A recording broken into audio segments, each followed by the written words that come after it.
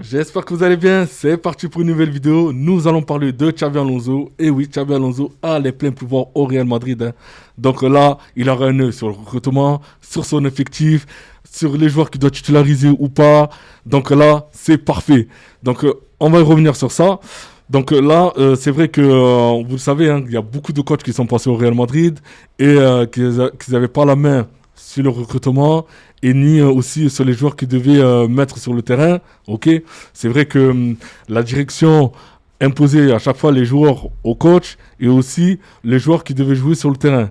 Et là maintenant, ça a changé depuis la débâcle contre le Paris Saint-Germain. Il y a certaines choses qui ont changé et ça, je trouve ça très très très bien. Là maintenant, Xabi a un œil sur le recrutement et aussi un œil sur son effectif, d'accord, et sur la titularisation des joueurs qu'il doit mettre en place. Et ça, je trouve que c'est très, très, très, très, très bien. Parce que c'est vrai que euh, au- la saison qui va arriver, donc, va être une très grosse saison, d'accord, et le Real se doit de remporter à peu près tous les titres, d'accord. Donc là, Xabi Alonso, maintenant qu'il a la main, en plus le championnat n'a pas encore commencé, le championnat commence à partir du mois d'août, ok, contre Osasuna. Il me semble que c'est le 19 août. Donc là, du coup, Xabi a le temps de créer son équipe. Là, actuellement, c'est vrai que maintenant, il doit dégraisser certains joueurs, ok, et il doit recruter aussi certains joueurs sur des postes clés. Donc, quand je dis postes clés, c'est le milieu de terrain, il lui faut un joueur, il lui faut aussi un défenseur central, d'accord. Mais ça, les transferts concernant le Real Madrid, je ferai une vidéo spécialement sur ça, ok. Là, je vais me concentrer juste sur Xabi Alonso. Voilà, ce que peut apporter le fait qu'il ait le plein pouvoir dans le club, ok. Donc là, je trouve que c'est très très bien. Il pourra travailler plus tranquillement. Il aura la confiance de toute la direction pour amener à bien sa mission, c'est-à-dire de remporter tous les titres majeurs avec le Real Madrid, ok. Donc je trouve ça très bien. Parfois, comme on dit, hein, les défaites font réfléchir. Et la défaite qu'ils ont pris, la claque qu'ils ont pris contre le Paris Saint-Germain, a fait réfléchir Florentino Pérez ainsi que ses représentants. Donc là, du coup, je trouve que ça bien, d'accord? Parce que vous le savez très bien, avant même qu'il arrive au Real, il était à Leverkusen. Leverkusen, il avait la main sur tout et il a fait un très très très bon travail à Leverkusen. D'accord? Jusqu'à être invaincu en championnat et gagner le championnat d'Allemagne, je trouve ça vraiment extraordinaire. Donc là, c'est vrai que le fait d'arriver au Real, bon, au début, c'est vrai qu'on ne lui a pas laissé la main sur le transfert parce que vous savez, au Real, dès que vous arrivez, c'est pas vous, en tant que coach, vous avez la main sur le transfert. C'est la direction qui impose les joueurs.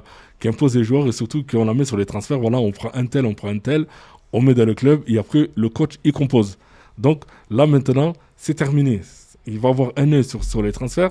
Donc est-ce que oui ou non, il veut le joueur? S'il veut pas le joueur, il demandera à avoir un autre joueur à la place. Et là, je trouve ça extraordinaire parce que là, c'est vrai que voilà, on avait vu à la Coupe du Monde des clubs la composition qu'il a mis, le fait de jouer à trois attaquants. Il sait très bien, mais lui-même, il avait dit qu'il a fait une très grosse erreur en mettant trois attaquants devant. Voilà, moi je pense que Xabi Alonso devrait jouer avec deux attaquants, mais s'il joue avec deux attaquants sur la composition, il ne devrait pas mettre Mbappé et Vinicius Junior en attaque. Là, pour moi, il peut pas mettre les deux en même temps, quoi. Soit l'un ou soit l'autre. De toute façon, il y en a un des deux qui va aller sur le banc. Et ça, c'est le message qui doit passer à tous les joueurs. C'est-à-dire que n'importe quel joueur, malgré son statut, ok, va aller sur le banc.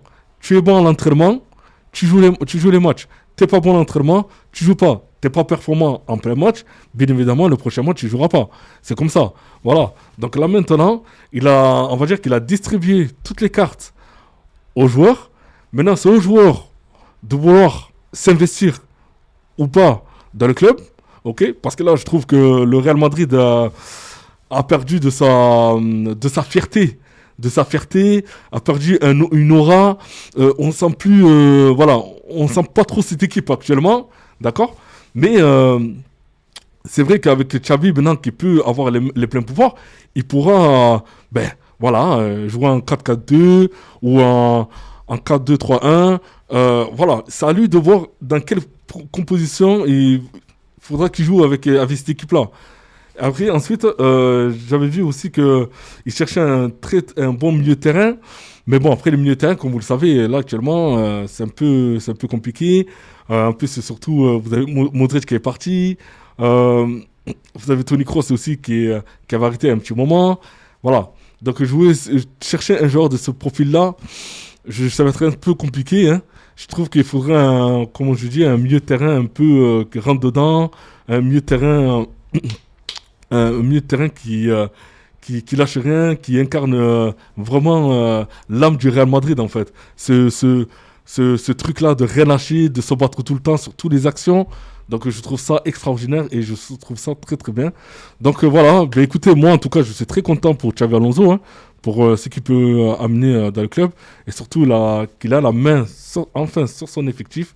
Ok, il pourra donc vu qu'on a le temps maintenant avant le mois du championnat, pour qu'il puisse faire son recrutement tranquillement. Ok.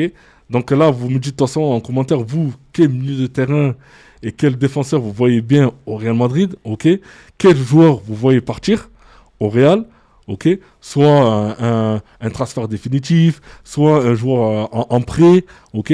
Et ensuite, en tout cas, bon, voilà, j'attends de toute façon vos commentaires. Et donc, n'oubliez pas quand même de liker, de vous abonner et aussi de commenter, quoi. Donc, je vous dis à tout à l'heure. Bye!